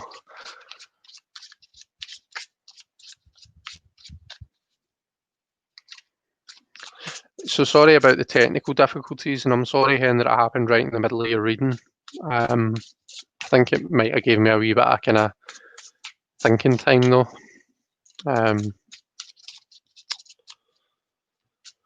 Right, Jonathan, let's have a look then. So let's have a look, pull a card for the situation. So we're looking at the Four of Pentacles. So that suggests we've got the foundations of a good, solid idea. I love the, I love the poetry that we've got a Pentacles card for a kind of runes. You said runes? Yeah, dark light runes. So a kind of runes question. Yeah, the 4 is a nice stable number, it kind of brings that stability in. We all need that stability in our material lives. And we're looking at an actual material creation that you're looking to kind of manifest. So yeah, we're past the 3 where you've actually you're breaking out and you're kind of creating it and you're going for it, We're not, that would suggest to me that you're not just at the kind of the start of it. Let me see. Let me make sure I'm not talking rubbish. Based like um, success. So the fact we've got the Four of Pentacles, Jonathan, that would suggest to me at least that you've created it. It suggests that we're now in the place where you're bringing stability into that creation. You've done the kind of the creative process. It's now about a wee bit of validation, and we're starting to think, right, okay, well, this is the thing that I've created. How does this apply in reality? But you can let me know if that's a lot of rubbish. What advice have we got? Oh, we've got the Tower coming up for the advice card, and look at that Tower card. How stunning is that? Um, yeah, so what is the Tower telling us then? What could the Tower be saying about the situation? So for me, the Tower is asking you to kind of look at it and strip it back, bring it back to the bare bones. One thing that I know about you, Jonathan, is there's Jamie there. You're very thorough, um, very in depth, and the things that you do, or at least as far as I noticed it in Tarot Playdate, you're always like bam, bam, bam with all the information, I've noticed that in the spreads that you've created, in the kind of Sit With Me group, they're very kind of in-depth and they go right to the kind of minute detail. Now, I don't know much about your kind of creative history past. Um, all I would say is make sure that you're not making it more complicated than it has to be. All right. Something should never be any more or less complicated than it has to be. And that's a quote. And I don't know who said it, but it's a quote from somewhere. All right. It should be just the right. We're talking Goldilocks. It should be just the right amount of complexity. You don't want it being less complex than it has to be because then it has no substance and it's going to fall flat on its face when it comes to actually being used. But you don't want it to be more complicated because one, you make your own tasks so much more difficult, but you run the risk of it being more complex for the people that your target audience, or your not audience, but what's the right word, for the people that you would look to have using it.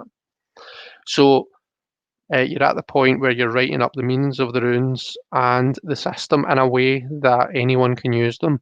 How many are there, Jonathan? How many have you got? Because either what I want to say to you is look at all of the ones that you've created and ask yourself, are these all needed? Is there maybe some that double up in meaning, or is there maybe have you been so thorough that you've maybe doubled up on something and you need to strip something back?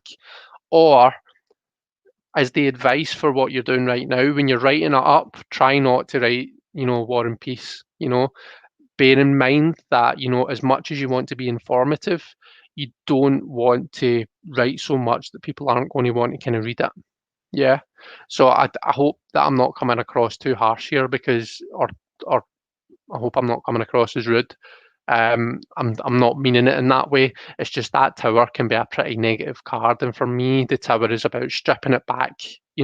Stripping things back to what they need to be.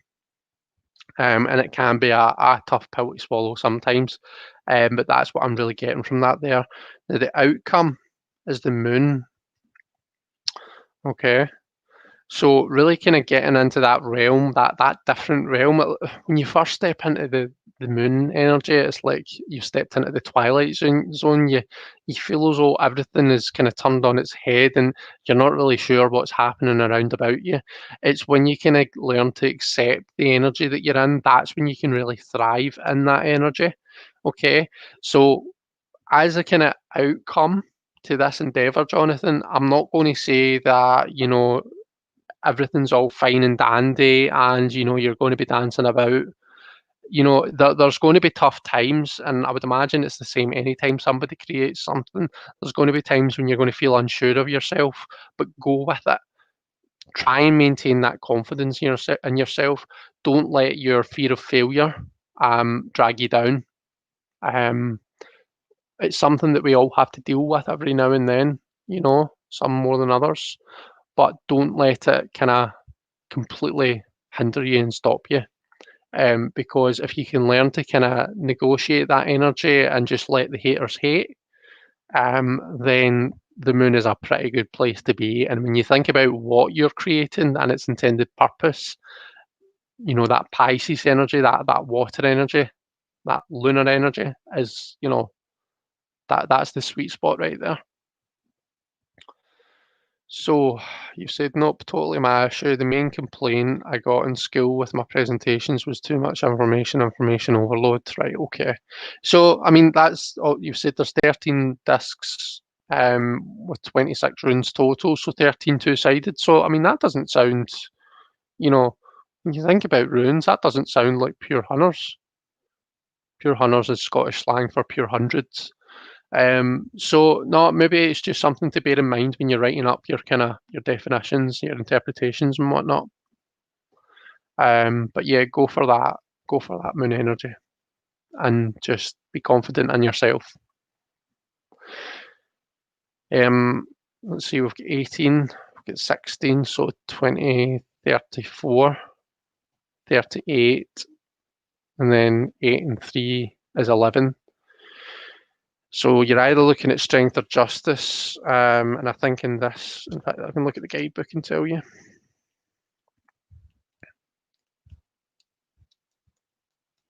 think it's justice. So let's look and see what. So justice and its Planck's constant. It says German physicist Max Planck was the first to use the term quanta in physics. He was trying to solve a problem concerning how heated objects give off electromagnetic waves. According to Newtonian physics, when an object is heated, it should produce ever-increasing amounts of radiation. However, what actually happens is that the radiation peaks at a certain point and then tails off rapidly. Planck explained this by dividing radiation into quanta, or little packets, giving each quantum a specific energy related to its frequency. Then came the clever bit. He came up with, and it's like a H with a bar over the top. It's called, I think it's H bar, you say it, and it's Planck's constant. So this is a new mathematical constant commonly referred to as H bar. This very tiny number has gone on to play a huge role in the development of quantum theory. Using H-bar, Planck managed to demonstrate that only quanta with a certain amount of energy. So so think of it like currency. Banknotes come in certain amounts, quanta, so like $5, $10, $20 notes. Other amounts of money exist, such as $3, $7, and $12, but you can't get banknotes in those quantities. Planck's constant helped to make sense of something that otherwise seems paradoxical. So I know that that's maybe a bit boring for if you've not got any interest in physics, and for me, I've got an interest in physics, and I was starting to drift off. But when I kind of bring myself back to what we're talking about, it's this idea of bringing this definition into something that's not previously understood. You know, it's bringing that in and helping people understand something that's not really been touched on before. It's just introducing that clarity, it's simplifying things, and that's what justice does. It kind of brings the axioms or the laws or the rules or the contract terms. It brings these things in. It brings definition, and it just makes things easier for all of the kind of people that are involved to understand and negotiate. And I suppose that when you're creating something that's to be used on top of a tarot deck, that's kind of what you're trying to do. So that's actually quite a nice card in this deck to get for that, I think. Okay. Let's see. So we've got Jonathan. So you can let me know how that was, Jonathan, if that makes sense. Let me see.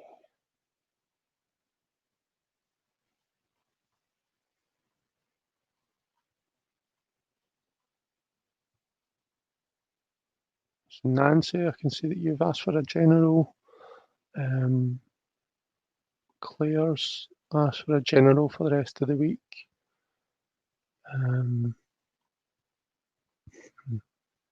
There we go. So I think, Claire, are you next? Housework goals, something better to do.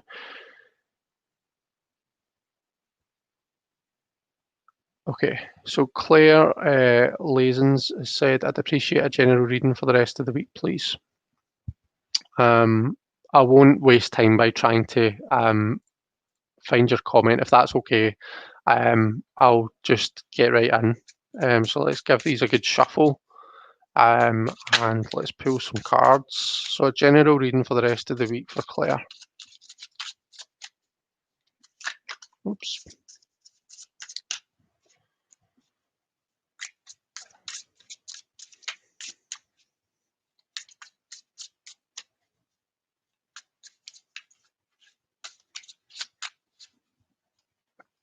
Okay. Okay, so strengths, and we're coming in right in there with the Fool. Okay. So we've got this kind of novice, this new energy, this kind of new and innocent approach to things. Just willing to jump off the deep end and really kind of immerse yourself in this and whatever new energy it is that you're seeking and that you're going for. So that's a nice strength to come up with. We've got the Six of Cups as being your weak point. So the Six of Cups we quite often associate with nostalgia. But if we kind of zoom out and look a bit more about what's happening in the Six of Cups, so six is the number of harmony. It's kind of like we've come over that kind of hurdle of the five. You know, the fives introduced that instability, and the six is where we start to bring order back into things. Now, we're in the realm of water, cups, emotions here, yeah.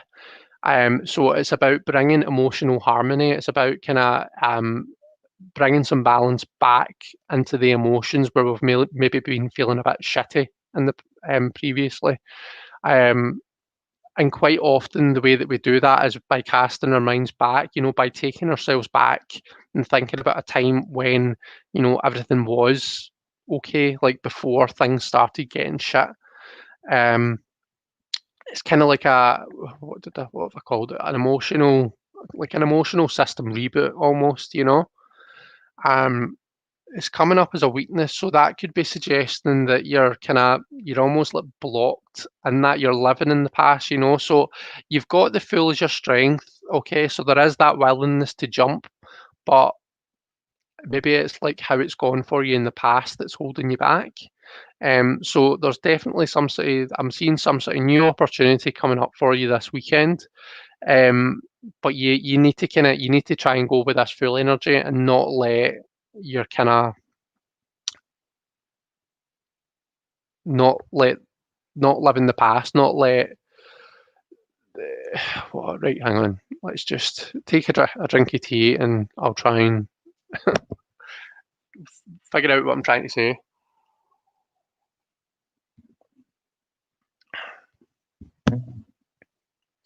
So we want to be kind of immerse ourselves in this kind of full energy and not let previous negative experiences kind of almost tarnish that. Okay, so I think that's what we're looking at there.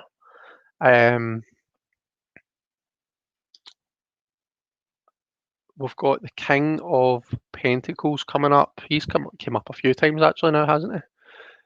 So we've got him coming up as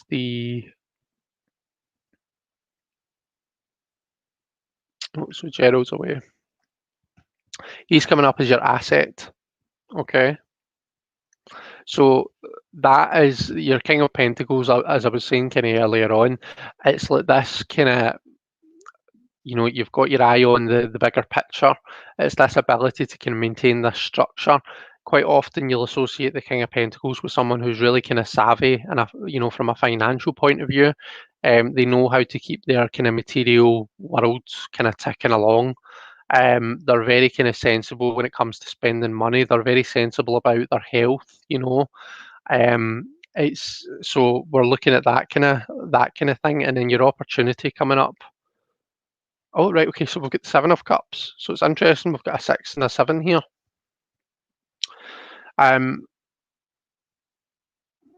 Okay. So we're looking at choice. So we are quite so often with the Seven of Cups, it's the kind of it's a time when we're being presented with a lot of different options. The risk that we can run is, and I've called it the Netflix scenario before, but you know how when you're watching Netflix and you're browsing for something to watch, you're overwhelmed with choice. There's so much choice that you struggle to make a decision. You spend like a disproportionate amount of time looking for something to watch, rather than if you just like kind of randomly picked something. Um, so yeah, but there's definitely that kind of that opportunity of choice coming in, and the to link it up with the King of Pentacles, you know, the asset that you've got. It's an interesting one and it's a difficult one because we've got this water, but then with the King of Pentacles, we've got all this earth and air and all this kind of logical and very kind of. I'm just looking to see if you're saying anything. So this is the rest of your weekend that we're looking at, isn't it? Um, so it's like there's the opportunity there for choices, but the asset is keeping an eye on your finances and keeping an eye on your situation and making sure that things stay stable. Um, Again, the opportunity for like kind of jumping into things. So I feel as though these cards are kind of wanting to. These cards are like a pair, and then these two seem to be kind of sitting together. Kings are like kind of they are very kind of focused on the past. They learn from what's happened in the past, and they can kind of cast their mind forward to see what's going to happen in the future. They use the past, the lessons from the past to learn about the future. Yeah. So help me out here, Claire. Is there anything particular happening at the weekend that makes sense to? Because I feel as though I'm just talking about cards here. I'm kind of struggling to actually connect with anything tangible.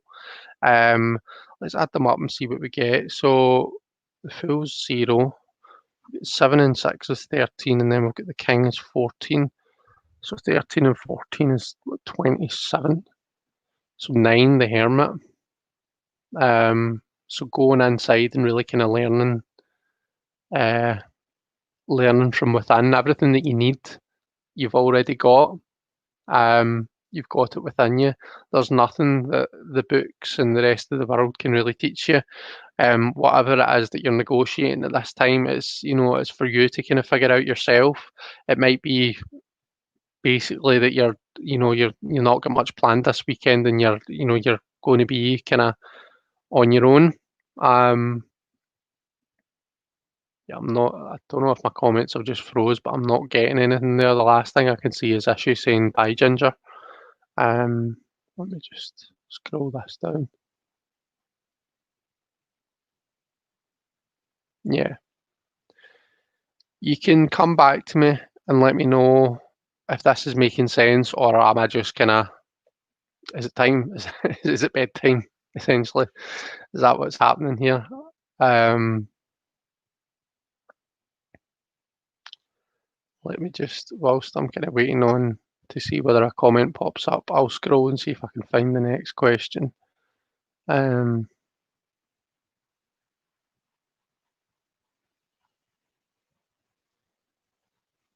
so that was where I got lost. What's up above there? We had Nancy, Claire, there you are. So I think I've got Nancy next, and then I believe that might be us.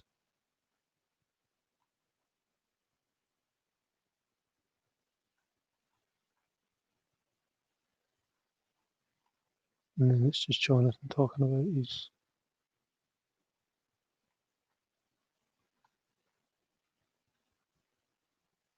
Oh, I can see Zabina actually. I'm looking at the time.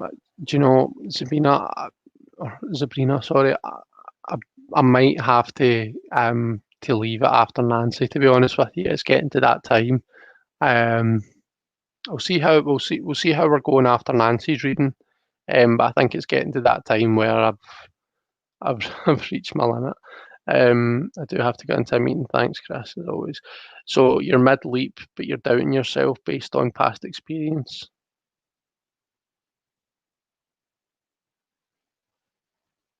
I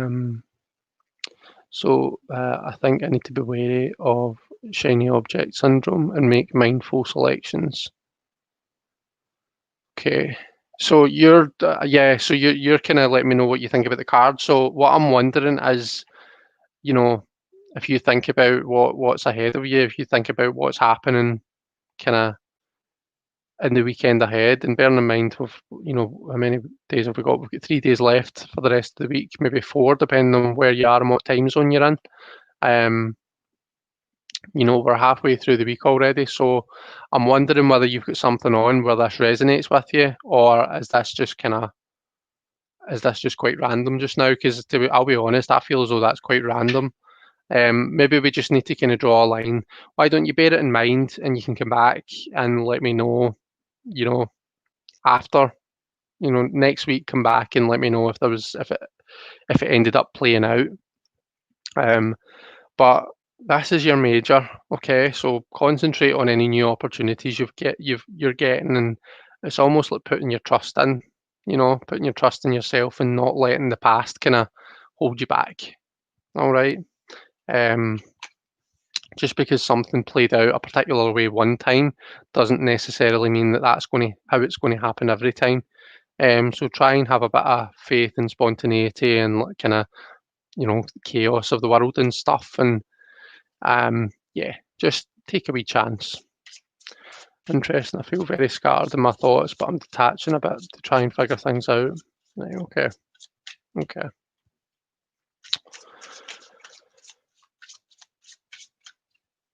Right. So we had Nancy at a Crohn's Intuition, didn't we? Where are you, Nancy?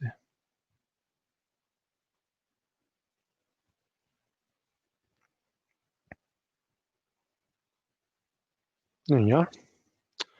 So if you have time, I would like a general reading.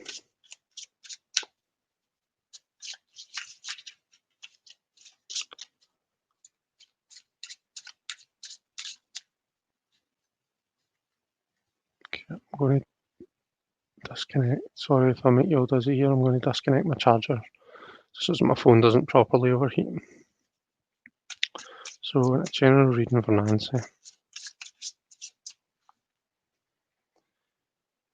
Right, okay. So, in fact, do you know what? See, just for this last reading or the last couple of readings, let's change decks. I'm feeling a wee deck change. I think I'm done with the Quantum Tarot for now. Oh, thank you very much, Jen. That's lovely of you to say.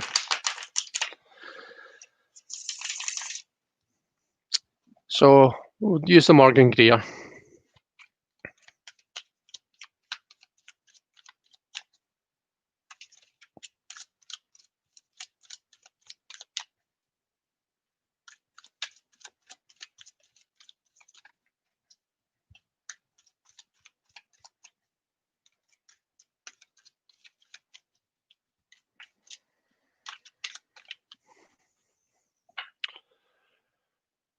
Right, okay.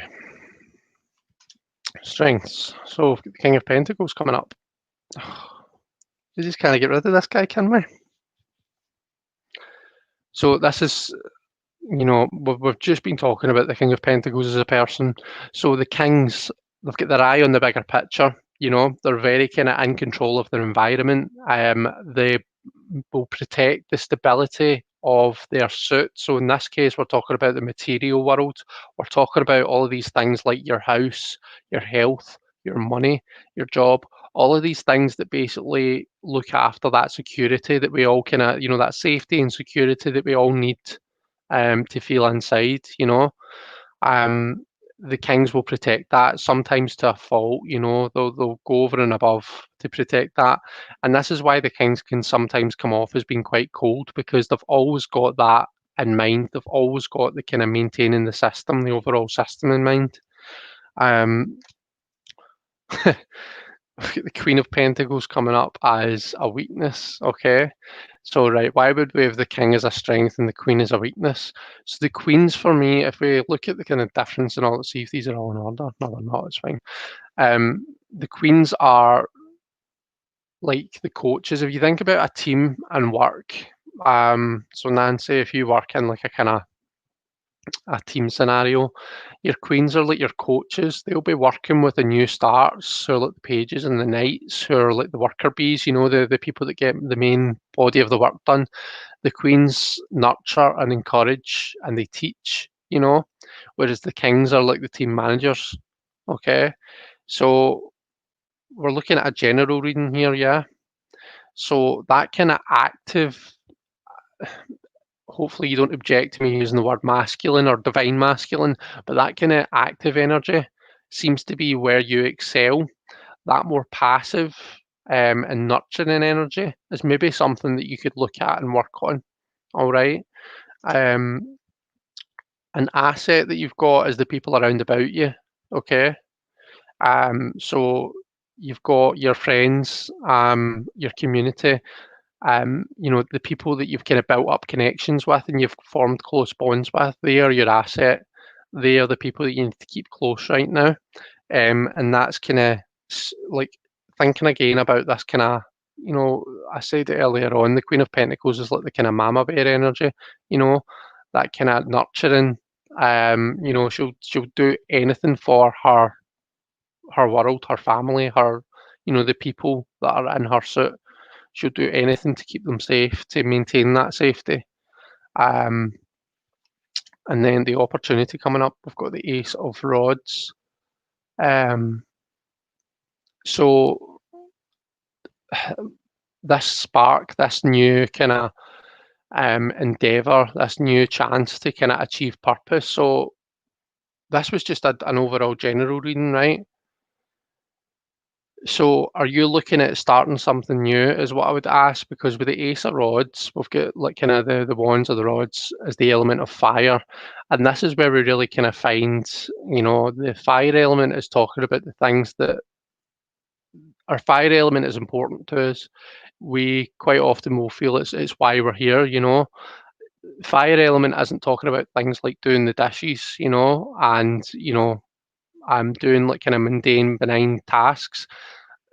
The stuff that's associated with that wands, with that fire element, is stuff that you feel is like important and is unique to you, and it's why you were it's why you're here. It's part of the reason that you're here, your raison d'etre, if you want to put it that way.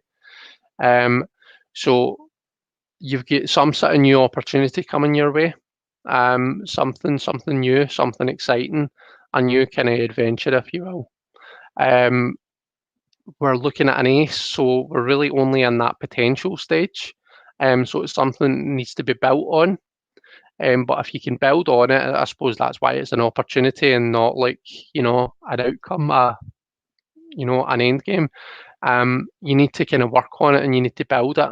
And if you've got the king and the queen coming up here, then it suggests that you're maybe going to have to be both. You're going to have to manage it. You're going to have to keep your eye on the bigger picture, which you don't seem to have an issue with, but at the same time, you've got your queen, which is kind of zooming in a wee bit. So I said this: the king is like zooming out, the queen is like zooming in a bit, and like kind of working with individuals and looking at individual things and saying, like, well, is this working? What do I need to nourish and encourage? What do I need to maybe cut off? Because remember, the queen's linked to the empress. Um, she's involved in that whole cycle of kind of life and death and growth, and um, she will nurture. If we think of the analogy of a plant, she'll feed it and she'll water it and she'll nurture it to let it grow. But part of growing a plant is cutting off the dead bits. It's identifying the areas that don't serve you and kind of cutting them off. So maybe that's perhaps where we find ourselves struggling. It's really kind of zooming in and looking at everything in intricate detail and saying, right, well, how does this serve me, and what what purpose does this serve, and if necessary, stop it, axe it. axe the bits that don't work. Your asset there seems to be your kind of, I said it there, I said it's like your friends or your family. The Three of Cups is quite often, it's like, it's connections that are formed and that are forming, you know. So just bear that in mind, you know, the emotional connections and the connections that you form with people, the relationships that you form in this endeavour are going to be really important, and they are ultimately what's going to kind of see it grow. All right. So let's see, what have we got? You said that resonates, thank you. I appreciate your insight. I have a lot on my plate right now. Right, okay, I'm sorry to hear that. Just looking to see if you said anything else whilst I've been chatting away.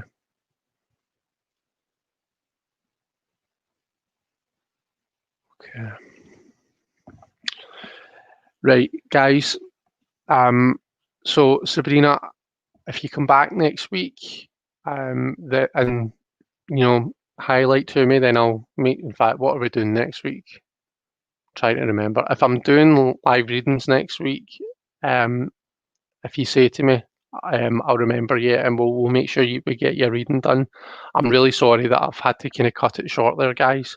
But it's 11. Well, it's just after 11 o'clock here, and I feel as though I'm starting to get that way where my readings are starting to be affected by the fact that I need to get to my bed. So I'll leave it there for the night.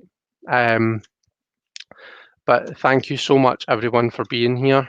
I really appreciate it. I appreciate each and every one of you bringing your questions. It's what makes it alive. It would be really quiet if I was just sitting here shuffling cards, you know. I'm not very good at stock. Yeah. I hope that you all have an amazing rest of your Thursday, a great weekend. Let's just swap these round. We don't really need. I can exit on this. Oh no, I can't. I don't know how to. Yeah, I really appreciate each and every one of you being here. Thank you so much. I hope you all have an amazing rest of your Thursday, rest of your week, and an amazing weekend. So yeah, take care everyone, and I'll no doubt speak to you over the coming days.